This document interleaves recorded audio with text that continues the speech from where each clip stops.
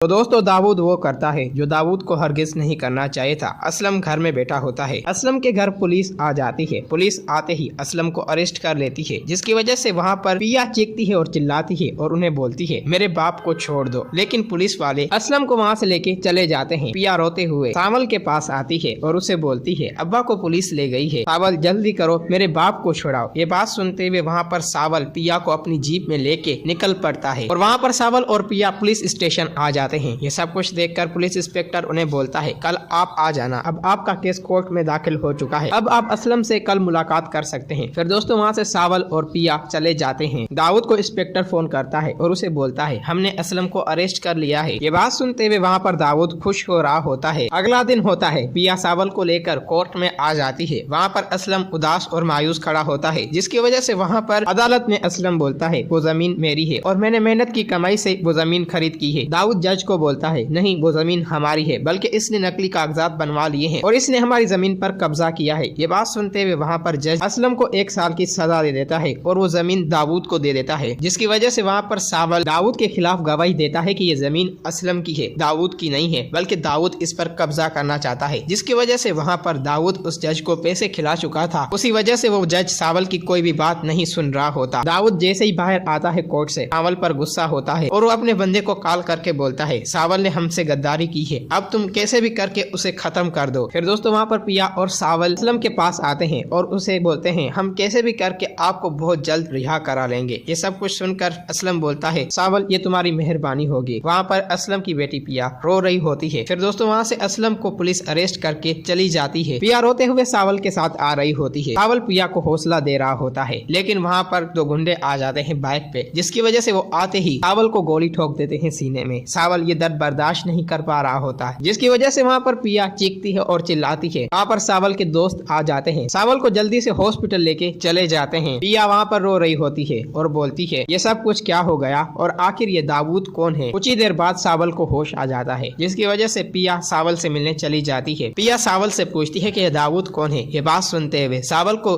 दाऊद पर बहुत ही गुस्सा आ रहा होता है, जिसकी वजह से सावल पिया के साथ निकल पड़ता है। वहाँ पर डॉक्टर बोलता है सावल अब तुम नहीं जा सकते, तुम्हारी तबीयत ठीक नहीं है। ये बात सुनते हुए वहाँ पर सावल बोलता है मुझे कैसे भी करके अब जाना ही होगा। सावल और पिया एक साथ आ जाते हैं। वहाँ पर न्यूज वालों के पास आकर सावल दाऊद की सारी सच्चाई सब लोगों को बता देता है। वहाँ पर सावल बोल रहा होता है कि दाऊद एक फराडी है और उसने गरीबों के हक पे डाका डाला हुआ है, गरीबों की जमीनों पर कब्जा किया हुआ है। फिर दोस्तों ये बात सुनते हुए सावल ये भी बोलता है जब मैंने एक गरीब को हक दिलाने की कोशिश की तो उसके बंदों ने मुझ पर हमला करवा दिया और मुझे जख्मी करा दिया। अलैयार भी ये न्यूज देख लेता है, जिसकी वजह से वहाँ से अलैयार गुस्से में अपने बाप के पास आता है और बोलता है पापा ये सब कुछ क्या है और आप गरीबों की जमीन पर क्यों कब्जा कर रहे हैं। ये बात सुनते हुए वहाँ पर दाऊद बोलता है बेटा ये सब कुछ तुम मुझसे क्यों पूछ रहे हो और आखिर ये सब कुछ तुमसे किसने कहा है। अलैयार न्यूज चैनल ऑन करता है, जिसकी वजह से ये सब कुछ देखकर दाऊद हैरान रह जाता है और बोलता है बेटा मुझे माफ कर दो, आखिर मेरा ये बिजनेस है। ये बात सुनते हुए वहाँ पर अलैयार को बहुत ही गुस्सा आ रहा होता है और अपने बाप को बोलता है पापा आप कैसे भी करके जिन जिन की जमीन पर आपने कब्जा किया है वो सारी जमीन आप उन्हें लौटा दें। ये बात सुनते हुए वहाँ पर दाऊद बोलता है ऐसा हरगिज नहीं हो सकता अलैयार। अलैयार वहाँ से गुस्से से चला जाता है। दूसरी तरफ पुलिस आ जाती है दाऊद को अरेस्ट करने के लिए। दाऊद पुलिस को देखकर डर जाता है। तो दोस्तों अगर आप लोगों को ये वीडियो अच्छी लगी है तो इस वीडियो को लाइक करें।